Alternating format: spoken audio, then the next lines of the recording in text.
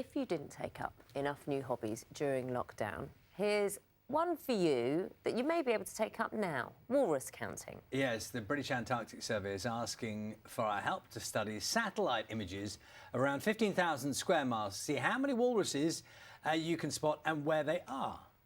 I don't think we can do it. OK, I'm going to start with that picture there. It's not a satellite image. I'm 1, 2, 3, 4, 5. It's not as easy as it looks, because I think there's a sixth lurking behind. Our global science correspondent, Rebecca Morelle, I think can explain a bit better than Charlie. It isn't as easy as you may think. Huge, blubbery and a bit grumpy, walruses are easy enough to spot. But thanks to their remote Arctic location, they're hard to count, and we don't know how many of these giant beasts there are. Now, using satellite images, the plan is to locate every Atlantic and Laptev sea walrus. And scientists say this is essential because climate change means these animals are under threat. The sea ice on which they live most of the year is rapidly diminishing, and they're having to change their behaviour and come out onto land much more often.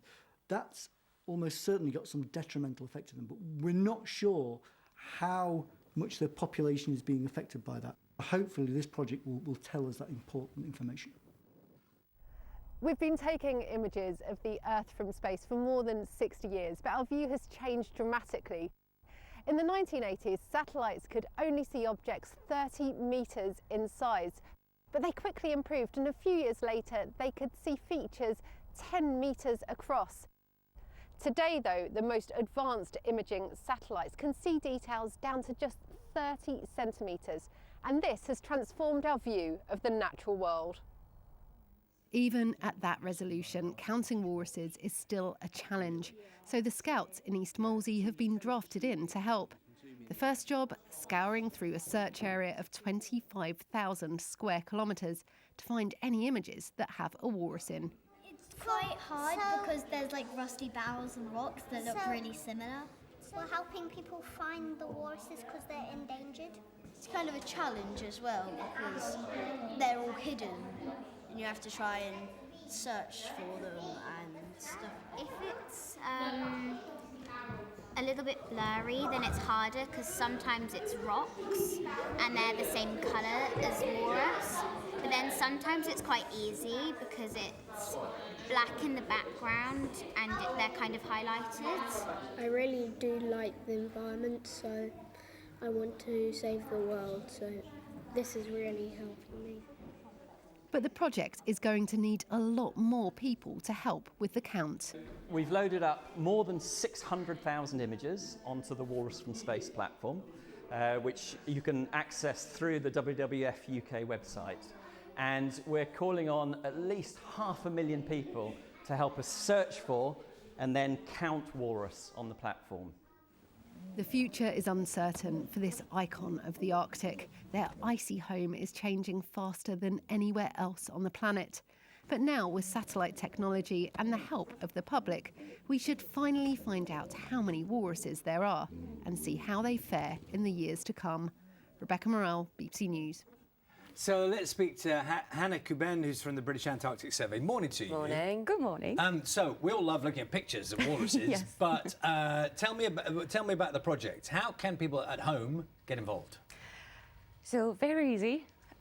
If you head to the WWF UK website, there is a Walrus from Space page where you'll have a link and you can sign up, and that'll bring you to this platform, GeoHive, where we're in the first phase. So we're launching this first phase today, and we're going to ask anyone around the world to look at small image chips, 200 by 200 meters, and tell us whether they see a walrus, yes or no. And so you kind of pick a little section Yes. of the area you're looking at, and then you look at it, and we give you the section. You give you the section. We've selected the section, and people will be given the various piece of coastline randomly. And How big's the area?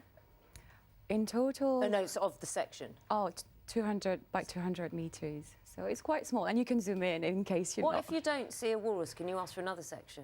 You say no walrus, and Can then you not you ask move for on, another one? and then it brings you to another one. Oh. So like we're hoping that everyone could contribute 30 minutes and go through 50 images, small images. And are all the sections taken, all the pictures of the sections taken on the same day? Or are you changing it? over kind of the week by same week? season. So we've taken those images over summer and autumn because that's when they come on land, and it's easier for us to count them because where they come on land is quite predictable compared to the ice. Now, from these images from the satellite, is it easy to identify what is a walrus and what's not a walrus? Could it be something else? Yeah, it could be. Sometimes it's very easy, it's clear. And other times we've found rusted barrels, piles of them, and you can think it's a walrus or some like brown vegetation. So we created a small training before anyone can actually count to like get them a feeling of what walrus might look like from space. It's like those tests, isn't it? You know, when you kind of the computer asks you if you're a robot or not, and you have to identify the traffic lights or bicycles in a box. It's like that, isn't it? But also, I'm thinking, if you have a gathering, supposing that image we're looking at now, supposing you were seeing that image from space, and I calculated there are about 350 walruses just there. Good count. But approximately. But if you were looking at a giant gathering like that from space, how would you actually be able to count them individually, or is it just one mass? It's just one mass. So when you'll come to this, we'll very more likely be asking people to draw the outline around it, because some holdouts, they're really social animals, so they always gather together, but sometimes, they'll be like very snuggling a lot, and it'll be a bit more difficult. So. You haven't been out there yet, and you're going to go out next year, aren't you? That's the plan. Yeah, it's the plan if COVID doesn't come in the way. But that's the good thing about satellites. We can always get satellite images, COVID or no COVID. So that's fantastic. What is the biggest threat at the moment? Obviously, we've spoken about climate change, but it's actually shipping traffic as well is a real concern. Which in the end is linked to climate change, because with sea ice reducing in the Arctic, there's more shipping that's expected to happen, and we know walrus get really scared by ship noise and low-flying planes, and that's a big problem because when they get panicked, then they just rush for the water, and in their way they may trample some of the other walrus, and the one at risk are the younger ones, the juveniles. So that is one of the reasons of the project. We want to provide the best information for decision makers. How big is the smallest baby walrus?